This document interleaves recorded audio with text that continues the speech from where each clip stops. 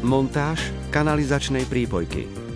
Trasa kanalizačného potrubia bude vedená popod verejný vodovod, ktorý v tomto prípade križuje trasu budúcej kanalizačnej prípojky.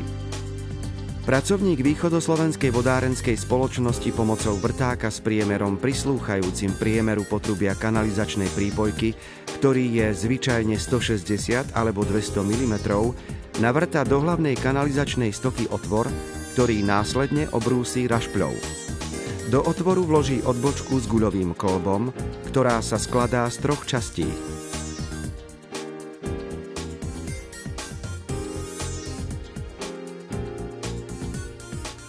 Do guľového kolbu vloží koleno. Koncová hrdlová časť prípojky smeruje proti spádu potrubia prípojky.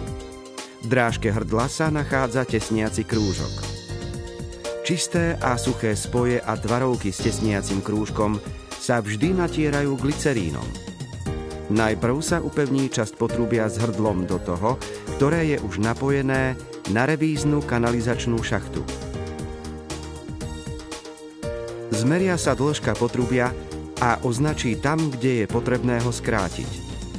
Takto označené potrubie sa znova vyberie, aby sa na rovnom podklade mohlo odrezať na požadovanú dĺžku.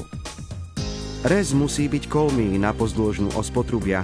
Odrezané miesto potrubia sa rašpľou alebo elektrickou brúskou obrúsi pod uhlom 45 stupňov a vyčistí sa. Tesniace krúžky sa natrú glycerínom. Do hrdlového spoja sa vloží tvarovka, ktorou sa spoja obe časti. Časť potrubia, ktoré je napojené do revíznej kanalizačnej šachty, aj potrubie, ktorého dĺžka sa upravovala.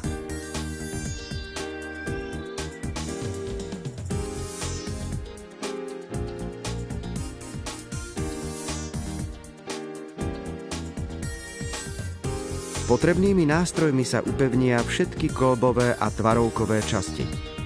Nesmie sa zabudnúť na kontrolu. Pomocou vodováhy sa zisťuje správny sklon kanalizačnej prípojky, aby mala dostatočný spád.